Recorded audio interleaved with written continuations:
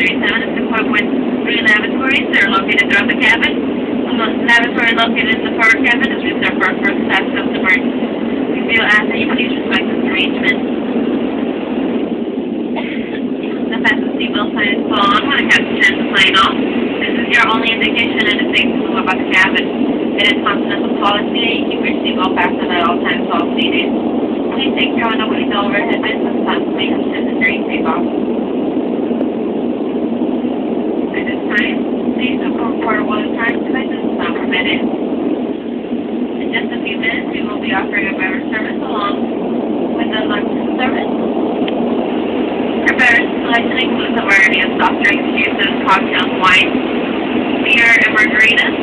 In the main cabin, cocktails, wine, beers, and margaritas are available for $5 or in exchange for a continental courtesy coupon. Correct change is always appreciated because license and accurate change